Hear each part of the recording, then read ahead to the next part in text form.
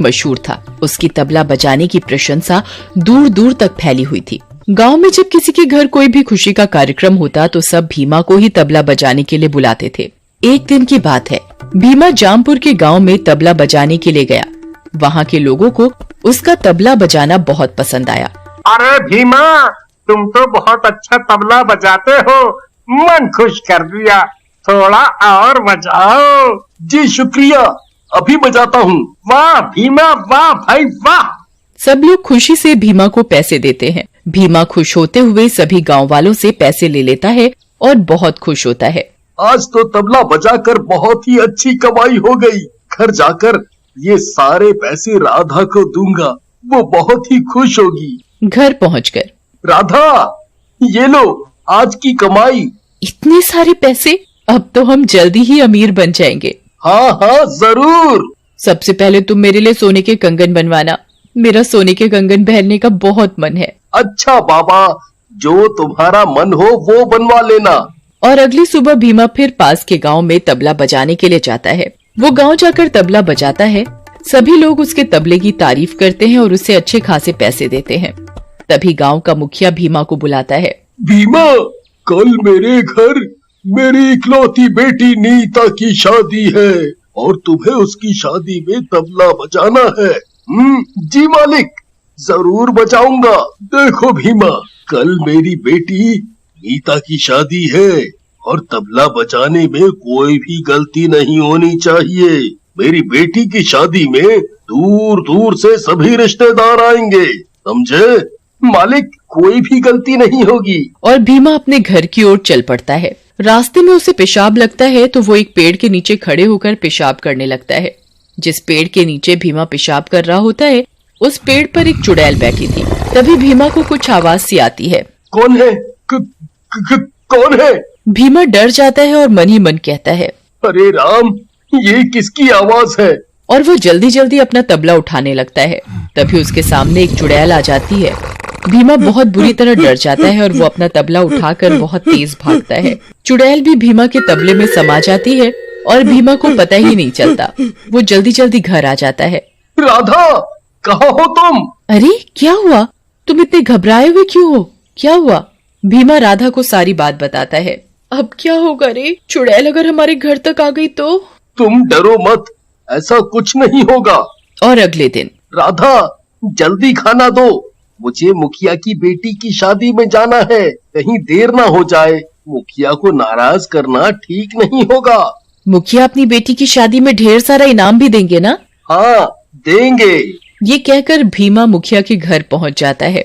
मुखिया के घर बहुत से रिश्तेदार आए हुए थे। बहुत ही सुंदर सजावट हो रही थी। सब लोग मुखिया के घर शादी में आए हुए थे। घर में हंसी खुशी का माहौल था।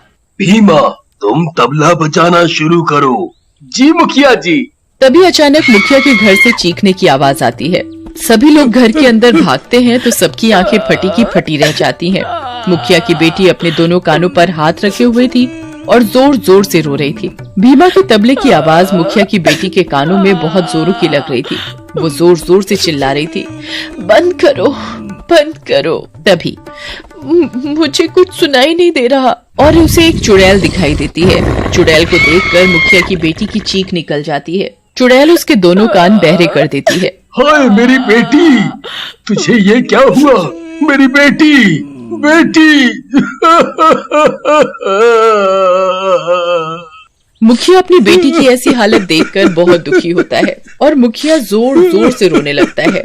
मुखिया के घर खुशी का माहौल मातम में बदल जाता है। और अगले दिन, भीमा भाई, घर पर हो क्या? अरे सत्तू, कैसे आना हुआ? और तुम कैसे हो? बढ़िया हूँ। कल मेरे बेटे का जन्मदिन है और तुम्हें उसके जन्मदिन में तबला बजाना है। तुम आओगे ना? हाँ हाँ, क्यों नहीं, जरूर बजाऊंगा। तो ठीक है, कल शाम को समय पर पहुँच जाना। ठीक है। अगली शाम भीमा तैयार होकर सत्तू के घर जाने की तैयारी करता है और वो अपना तबला उठाने लगता है। उसे तबले में से कुछ डरावनी आवाजें आने लगती हैं। भीमा आवाज सुनकर डर जाता है। तभी तबले में से चुड़ैल निकलती है और तबला अपने आप बजने लगता है। भीमा बहुत बुरी तरह डर जाता है। तभी चुड़ैल गायब हो जाती है। भीमा की समझ में कुछ नहीं आ रहा था कि ये उसके साथ क्या हो रहा है। और वो सत्तू के घर तबला बजाने जाता है। भीमा, तुम आ गए। सत्तू के घर बहुत ही खुशी का माहौल था। आज उसके बेटे बिट्टू का जन्मदिन है। घर में सभी लोग बहुत खुश हैं। भीमा, तुम तबला बजाना शुरू करो। जैसे ही भीमा तबला बजाना शुरू करता है, चुड़ैल, चुड़ैल, चुड़ैल। बिट्टू जोर जोर से चिल्लाने लगता है। चुड़ैल बिट्टू के दोनों कानों में जोर जोर से तबले की आवाज तेज कर देती है कि उसके दोनों कानों से सुनाई देना बंद हो जाता है। बिट्टू बहरा हो जाता है। भीमा के तबले में चुड़ैल बैठी थी जो सिर्फ बिट्टू को ही दिख रही थी। कहाँ है चुड़ैल? बिट्टू बेटा, कोई चुड़ैल नहीं है, कोई चुड़ैल नहीं है बेटा। पिताजी, मुझे कुछ सुनाई नहीं दे रहा, मैं बहरा हो गया।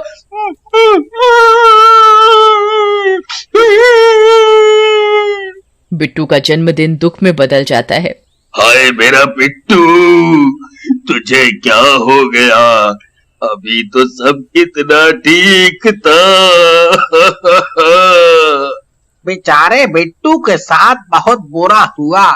पहले मुखिया की बेटी के साथ ये सब हुआ, अब बिट्टू के साथ ठीक नहीं है।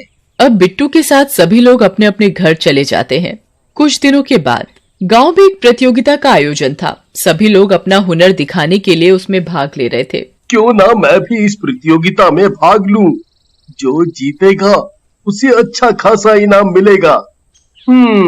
भीमा जैसे ही तबला बजाने लगता है, मंच पर बैठे सरपंच के कानों में भीमा के तबले की आवाज जोर जोर से लगने लगती है। भीमा के तबले में बैठी चुड़ैल तबले की आवाज बहुत तेज कर देती है, जिससे सरपंच के दोनों कानों से सुनाई देना बंद हो जाता है। हाय, मर गया रे मेरे कान। अरे कोई सुनो रे, मेरे कानों को क्या हो गया?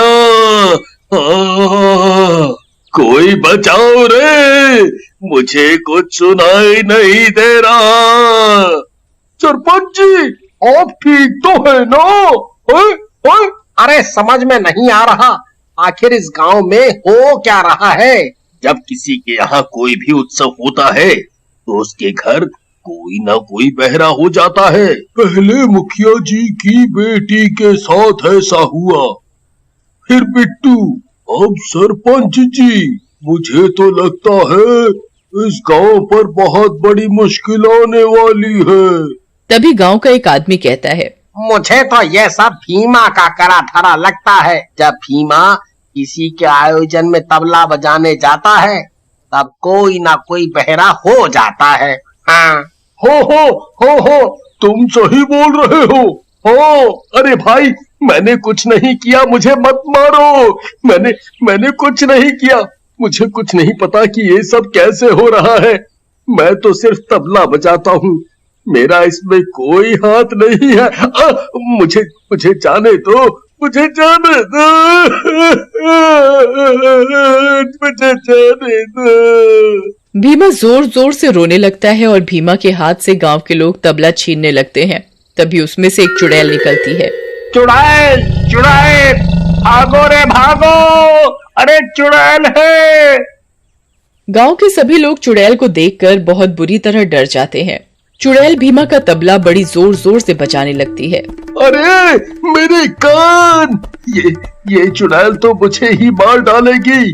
कोई रोको इस चुड़ैल को, मर गया रे। ये तो मुझे बहरा करके ही छोड़ेगी। चुड़ैल और जोर से बजाने लगती है। अरे ये चुड़ैल तो हम सबको बहरा कर देगी, कुछ करो। तभी एक आदमी हिम्मत जुटाकर चुड़ैल से तबला छीनने की कोशिश करता है, तो चुड़ैल उसका गला पकड़कर दूर फेंक देती है। तभी एक आदमी एक तांत्रिक को बुलाकर लाता है और उसे तबले की चुड़ैल के बारे में सारी बात बताता है।